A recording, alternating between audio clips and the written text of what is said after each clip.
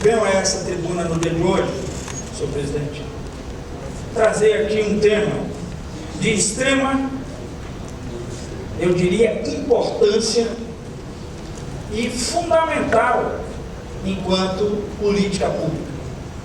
Aqui no dia de ontem, até representando a liderança do PT, meu caro amigo, o senador Lindenberg expressou a nossa posição sobre essa modelagem de gestão com a concessão dos aeroportos.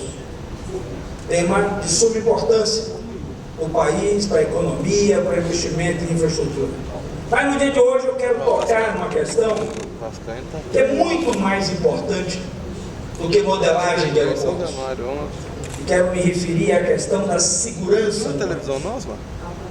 Portanto, o tema é que esse sim deve ser ao extremo. A plena e total responsabilidade para os investimentos, para a gestão e principalmente do compromisso dos homens públicos com a sociedade. O país vivenciou, num período bem próximo, uma verdadeira onda de greves espalhadas pelo país afora.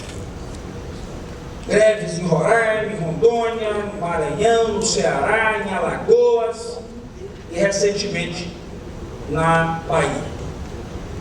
Quando nós aqui anunciávamos que essas greves tinham como objetivo, meu caro senador Cacilda, fazer uma chamada pressão nacional, como diziam as lideranças desse movimento, e já apontavam que depois da Bahia ocorreria a Assembleia no Rio de Janeiro, dia de hoje, no Mato Grosso do Sul, dos companheiros Delcídio e Moca, no Rio Grande do Sul e em Brasília. Coincidentemente, a primeira proposta apresentada pelos representantes desse movimento nacional não incluía as cidades, os estados, de São Paulo e Minas Gerais. Mas no dia de ontem, até, em um dado momento, houve uma revelação de que São Paulo também seria o alvo desse movimento. Essa campanha terminou encontrando espaço ou marcando como seu horizonte a aprovação da PEC 300, que tramita aqui na Câmara dos Deputados. Quero insistir, senador Cacilda, não se resolve o problema de segurança pública, e isso dizíamos desde a época em que estava na Câmara dos Deputados, só e somente com a questão salarial.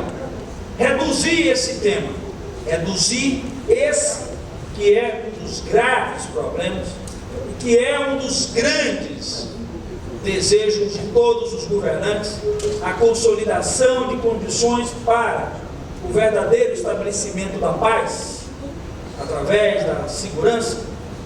Esse debate é você minimizar o problema, é secundarizar todos os outros aspectos da segurança e submetê-los a uma lógica de que só e somente a questão salarial ela é suficiente para resolver o problema. Não é. Até porque Brasília paga um dos melhores salários. No entanto, nós temos problemas de segurança. Aliás, o movimento nacional apontava Brasília como sendo um dos locais de interesse desse movimento e também para patrocinar aqui um conjunto de ações. Para senador Aníbal, por que Brasília paga um salário que é considerado, vamos chamar assim, próximo do justo em relação aos serviços prestados essa polícia civil e polícia militar, pelas polícias aqui do DF? Brasília também recebe recursos direto da União. Pela natureza do Distrito Federal, compete à União a manutenção da estrutura de segurança, de educação, de saúde e outras, diretamente por parte da União. A mesma sorte não tem o Acre, de Vossa Excelência. Ou eu diria, a mesma capacidade, todo respeito ao povo acreano, não os considere incapazes, mas a capacidade de arrecadação do Acre, sim, ela não é compatível com as necessidades e as demandas daquele povo. Então, portanto, nós precisamos entrar nesse debate e entender as proezas da federação e as sutilezas. O governador Requião, que tem muito mais experiência do que qualquer um de nós, tendo governado o Paraná, tendo sido parlamentar, hoje de novo senador da República, talvez tenha muito mais condição do que qualquer um de nós, porque viveu essa experiência e sabe o que é que significa lidar com essa questão, organizar uma tropa, tocar uma polícia, continuar o processo, inclusive, da hierarquia e entender a necessidade de equipar essa estrutura para enfrentar os momentos, as dificuldades e enfrentar, inclusive, os dias de hoje. Se por um lado avançamos do ponto de vista tecnológico, por outro lado, o crime organizado também avançou nas suas formas de atuação. O combate às drogas, por exemplo, quando se fazia a partir de estruturas extremamente fortalecidas, a partir de cartéis da Coca ou de qualquer outra estrutura muito mais consolidada, ela foi alterada por uma estrutura que agora, capilarizada a partir do uso, que eu me refiro exatamente ao crack, uma droga de fácil acesso e de acesso ainda mais fácil por conta dos recursos necessários para a obtenção dessa droga, ou seja, o preço baixo. E a capacidade que o crime organizado desenvolveu em envolver os consumidores, transformando os drogaditos em verdadeiros transportadores, ou poderíamos usar uma expressão mais forte, transformando-os em verdadeiros traficantes, para que, em obtendo a droga para consumo, eles ganhariam com isso a condição de captar esse recurso através da rede de distribuição dessa droga. Por isso que isso se espalhou com uma velocidade estonteante. Isso fez com que, inclusive, o crime organizado mudasse as suas formas e tivesse também um grau cada vez mais exagerado, exacerbado de fazer justiça, se assim podemos chamar, mas eu queria botar justiça entre aspas, justiça com a própria mão, com as próprias mãos. Quando não recebiam recurso, ou quando não obtinham por parte desses que agora transformados em verdadeiros transportadores da droga. O resultado, o crime organizado tem feito a cobrança, que na maioria das vezes o pagamento é feito com a própria vida. Portanto, isso vai criando situações extremamente perigosas e vai requerendo da estrutura pública uma maior reestruturação para enfrentar esse crime organizado. O assalto a bancos, que até então nós só conhecíamos a partir das grandes quadrilhas nas grandes cidades. Hoje, isso é feito a partir, inclusive, dos ataques aos caixas eletrônicos. Ferramenta da modernidade, ferramenta da capilaridade da estrutura bancária, ferramenta para melhorar o atendimento, ferramenta para levar, inclusive, a instituição bancária aos lugares mais remotos do país. Ao mesmo tempo, por conta dessa falta de estrutura, nós não temos uma segurança tão capilarizada agora tem pedágio em nosso país. Isso permitiu que o crime organizado mudasse a sua forma de atuar nessa relação de assaltos a bancos. Por exemplo, ao invés de submeter a um enfrentamento uma polícia mais preparada nas capitais, o crime organizado optou por utilizar das estruturas nas áreas remotas, onde enfrenta, geralmente, companhias diminutas, policiais sem estruturas, às vezes sem viaturas, e até sem estrutura de comunicação. Portanto, o crime organizado se espalhou pelo interior do Brasil. Não é à toa que nós vamos abrir e vamos ver aí permanentemente assalto em agências em cidades do interior, uso de dinamites, para explodir caixas eletrônicos. Portanto, uma nova forma de agir, o que nos permite enxergar a partir de agora a necessidade, mas muito necessário, o debate sobre como nós vamos enfrentar essa nova estrutura do crime organizado. Recentemente, a gente viu a experiência do Rio de Janeiro, com as unidades de pacificação em diversas áreas do Rio. Era muito comum se ouvir no Rio, e aqui dito inclusive pelo senador Marcelo Crivella, que havia uma preocupação de moradores de outras áreas do Rio, e com a instalação das unidades pacificadoras, o crime organizado estava se deslocando para outras cidades. No Nordeste, senador Requião, é muito comum ouvir que, em decorrência dessa reestruturação do Rio de Janeiro, o crime organizado se desloca para outras áreas do país, e particularmente para o Nordeste. Então, essa forma de enfrentar esse cenário, a identificação e a verdadeira leitura desse momento, nos traz a reflexão do dia de hoje. E aí eu quero, senhor presidente, dizer aqui muito claramente que nós passamos, sim, um período de extrema dificuldade. Essa rouquidão na minha voz é resultado de uma gripe, sim, acumulada e adotada a partir desde a semana passada, com horas e horas a fio, junto com o governo do estado da Bahia, na busca da solução daquela greve.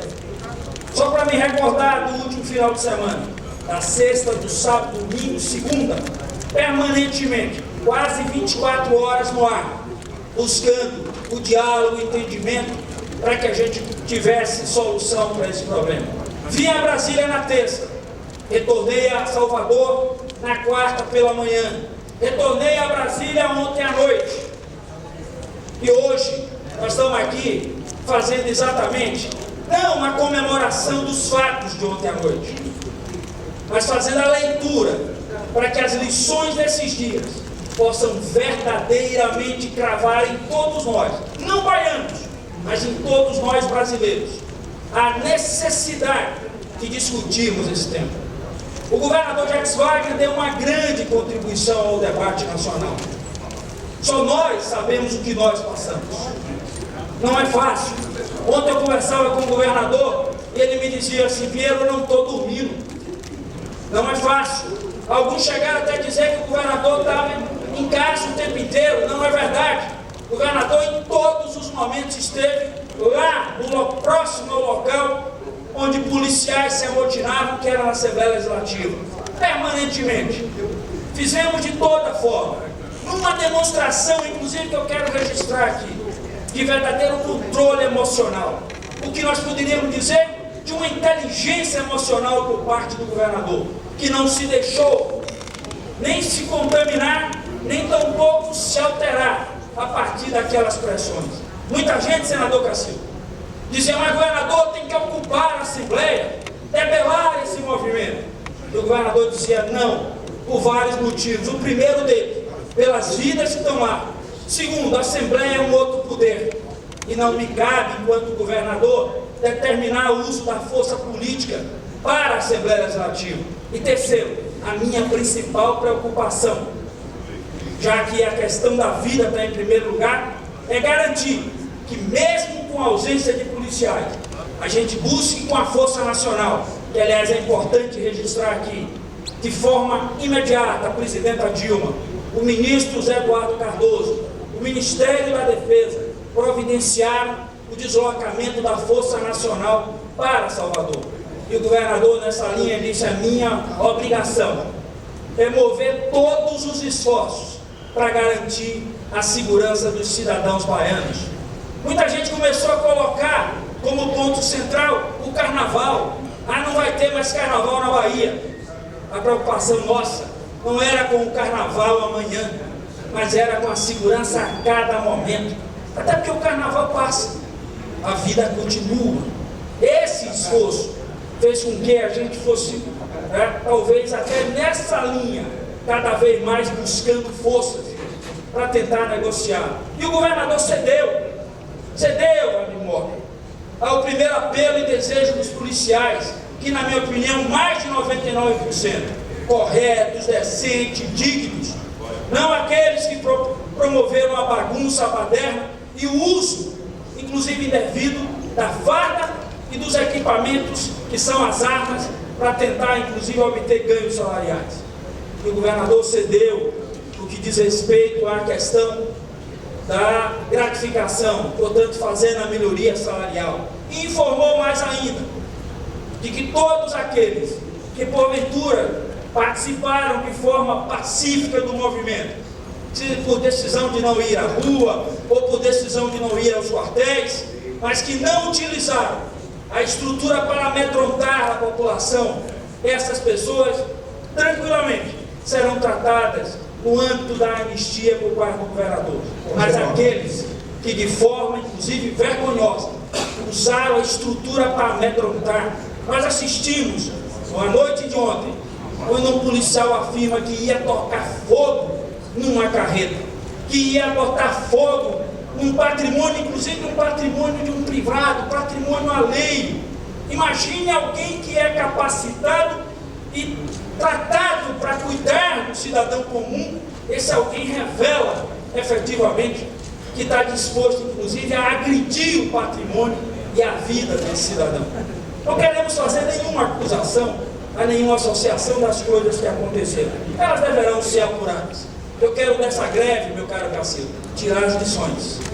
E a grande lição é que a gente trate isso não com a simplicidade de um projeto dizendo sim ou não para reajustar salários, mas que a gente trate isso com a importância para dizer que estrutura nós devemos ter, em que condições essa estrutura deve funcionar e como essa estrutura deve ser cada vez mais ampliada para dar ao cidadão a certeza de que há um Estado preocupado com a sua segurança. Eu sei que nós não vamos conseguir botar uma polícia para cada cidadão, mas a nossa obrigação é continuar cada vez mais buscando construir um caminho que solucione o problema.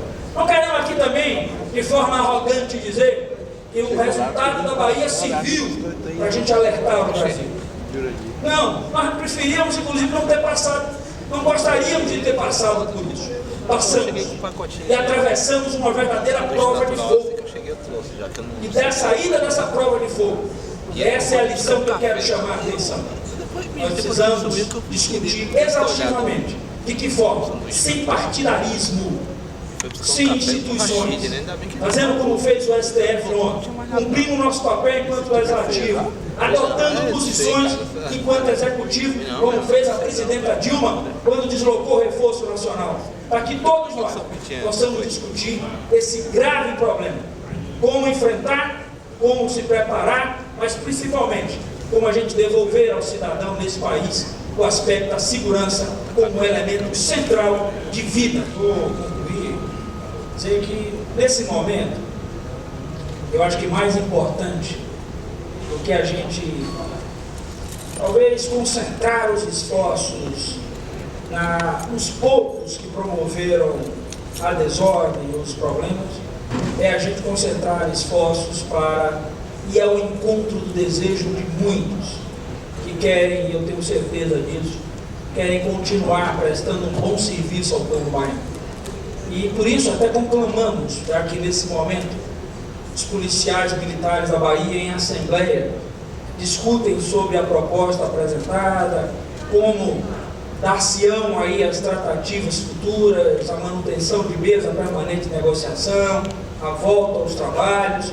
Então a nossa expectativa é que isso possa ocorrer ainda no dia de hoje, senador Suplicy, que a gente tenha a oportunidade efetiva de devolver aos baianos a alegria que lhe é habitual, mas a alegria e a certeza de saber que contará com a segurança. Mas quero, senador Moca, chamar aqui a esse debate, fazendo um apelo aos policiais da Bahia, para que eles possam continuar dando a demonstração de amor pela Bahia, de amor pela sua corporação e principalmente em defesa do povo baiano. Eu sei que a nossa polícia tem essa briosa missão, às vezes espinhosa missão, mas a gente tem certeza de que esses policiais saberão dar, a partir de agora, o tom. E para nós, a lição de que nós devemos continuar olhando, principalmente essa classe, com uma cuidado muito maior, um cuidado muito maior, e olhando a questão da segurança como uma principalidade da nossa ação. Por isso tenho conclamado aqui o Senado, assim como também o nosso governo federal, para que imediatamente nós discutamos quais as alternativas devem ser construídas e que processos devem ser estabelecidos para que verdadeiramente, de uma vez no país, uma política de segurança nacional seja instalada. Por isso, senhor presidente, quero encerrar e ao mesmo tempo que peço a Vossa Excelência que faça constar nos anais aqui da Casa que está a transcrição do material que foi veiculado ontem por diversas redes, que fala exatamente um momento triste, quando pessoas, em nome de objetivos, eu não sei quais, resolvem passar por cima da ordem e da lei, mas resolvem passar por cima da vida, que é muito mais preocupante. Eu gostaria que Vossa Excelência pudesse fazer constar. Vossa Excelência pudesse fazer constar nos anais do Senado esse registro importante. Mas eu quero que fique muito mais o registro aqui, que a nossa preocupação passe a ser cotidiano com essa questão da segurança, não meramente a cada período de negociação salarial. Até porque, quando se trata de vida, a nossa vontade de trabalhar, a nossa disposição e a nossa capacidade, elas devem ser multiplicadas para que a gente dê resposta a essa sociedade, para que a gente dê resposta ao povo brasileiro. Muito obrigado.